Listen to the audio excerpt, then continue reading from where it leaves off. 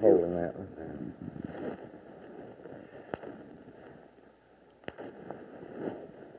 Coach Sturgeon, what sports did you participate in at Auburn? Carl, I participated in football and basketball and baseball, and Coach Hutzel wouldn't admit to this, but I was out for freshman track in the shot put and the discus, and was a left-hander, and I had won the state shot put championship at Selma High School, and was real proud of that. I only weighed about 165 pounds, but I didn't throw the shot very far. This is right close to 40 feet. Yeah. But anyway, it was good enough to win the championship, so I went out up here, and I can remember Coach Hutzel coaching me in the discus. You know how the discus thrower whirls around? Right.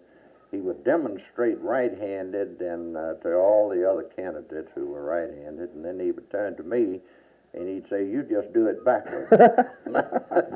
So I lasted one track season with Coach Hutzel, and I realized, and he realized a long time before I did, that I really wasn't good enough for track. Well, basketball, let's get to that. A lot of, it's no secret that you were a basketball coach here at Auburn and here at Georgia, but I think a lot of the people don't know that. Well, it's no secret, like you say, and I'm real proud of the fact that I coached basketball at Auburn. I took over the Auburn basketball team in 1934, and we had some good teams here at Auburn. We never had any scholarships. We went to the conference tournaments. We won our share of games, primarily with football players. Fellows like Rex McKissick in Montgomery played basketball. Joe Lee, who's the athletic director and former basketball coach at Auburn, played basketball for me, was one of my captains. So was Rex McKissick. Frank Ham up in Florence was one of the all-football players. Up in Florence was one of the players. Joe Bob Mitchell, the late Joe Bob from Ellick City, played basketball for me. The late George Strange from Birmingham was one of my basketball players. There were all kinds of football players that came out for basketball. And I say we always did well.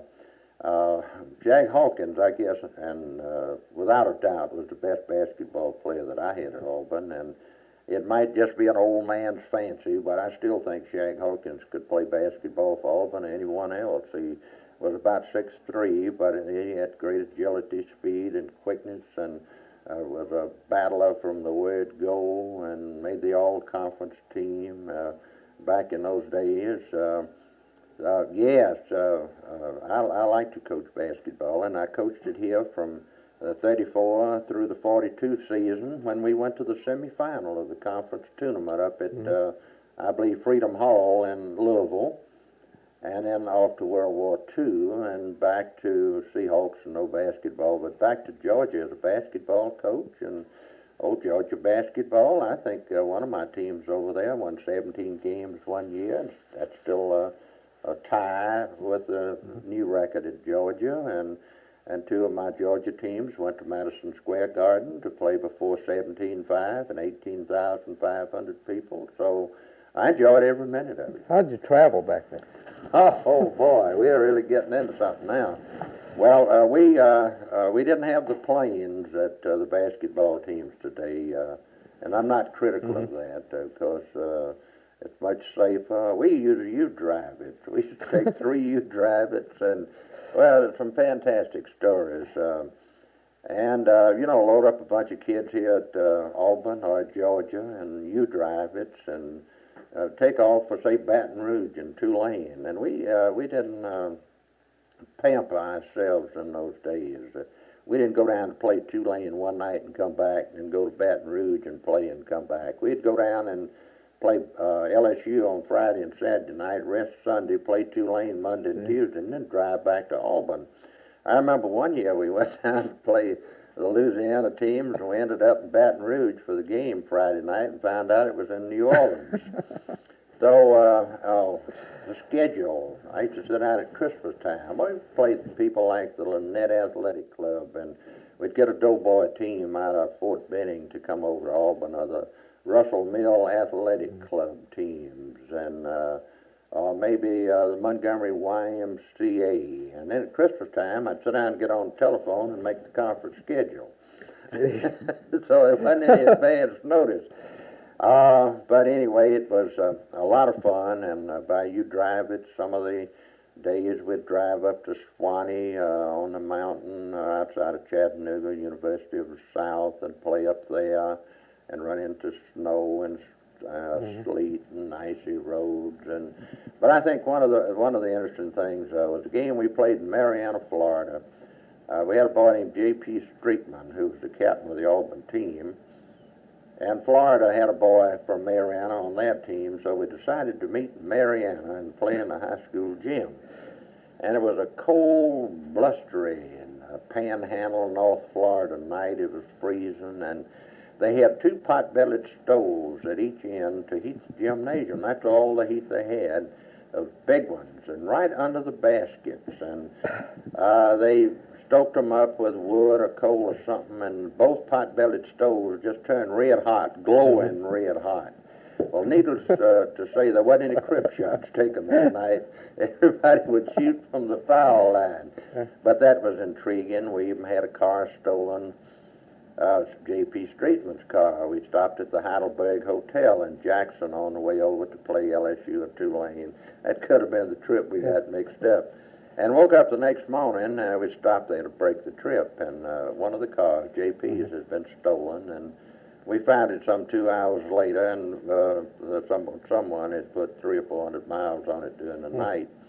But it was all very interesting, and I remember one night, and Ole Miss fans will forgive me this story, we checked into the Colonial Hotel, which was a two-story affair in Oxford, and the first thing I noticed was something coiled up in the corner, and I thought it was a snake, but really it was a piece of rope about that thick, you know, a big piece of hemp rope, and that was the fire escape. I later found out. You throw it out of the window and go down, it had knots in it.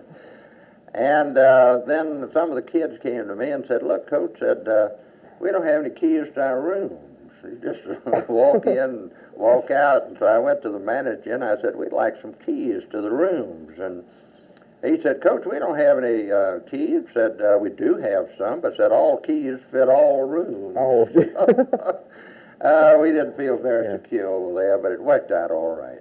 Let's go to your football teams over the past 25 years. What were some of the key games you feel like during the 25-year period? Coach Carl, I've been asked that question many times, and I will always have to feel and think, and I think I'm right, that one of the key games has to be the first game. You know, I read in the paper just the other day that AUM and Montgomery had won a very important game, the first game in basketball they'd ever won. This is in the last day or two you know. But anyway, there was controversy over me coming back to Auburn. I knew that. We've talked about the 3-2 vote. There'd always been controversy at Auburn ever since Mike Donahue left here in 1922, and there's no point in going back into history. But a lot of his boys had resented Coach Mike leaving Auburn, and I don't blame him. But however, I was 12 years old when Coach Donahue left Auburn. So it was a matter of bringing all of our people together, and it was a very difficult task, and had been over the years, because some of the old Donahue boys thought the world of Coach Mike. I did too. A lot of Auburn people did. They couldn't understand why he left. They felt like he had been wronged, and so they had become substantial citizens, really. And so Auburn was split up in many different directions. And so the controversy over me coming back, and we had an unknown coaching staff. I was just a line coach at Georgia. And Charlie Waller came down, and he was a high school coach at Decatur. Bug Bradbury came from Oklahoma, a Georgia boy that'd gone out to Oklahoma A&M, now Oklahoma State University. Homer Hobbs was an unknown guard with the Georgia and the 49ers. Joe Conley, an unknown Georgia football player. And Coach Eves was here. Joel Another Auburn man, Dick McGowan was here, another Auburn man. Shot Sin was here, another Auburn man. So at best, and with due respects to all of them, including me, we were not well-known people in athletic circles. We were not Newt Rockneys. We were not some big name from Notre Dame, Oklahoma, or Tulane in those days, or the Ivy League. We were just country boys from right down in here. Charlie Waller, for instance, had gone to Oglethorpe. So I've always felt to establish this young coaching staff that hardly anyone had any respect for. And it's extremely difficult to have respect from the squad if you don't have it from the alumni and their parents and friends of the institution. And as someone said, they hired Shug Jordan because he was the cheapest coach. I told Dr. Philpott not long ago I was still the cheapest coach Auburn ever had. But anyway, that first game with Vanderbilt had annihilated Auburn in Nashville the year before, the year they went 0-10. Bill Wade was still back, who was later to become the great professional quarterback of the Chicago Bears. And gosh, the stage was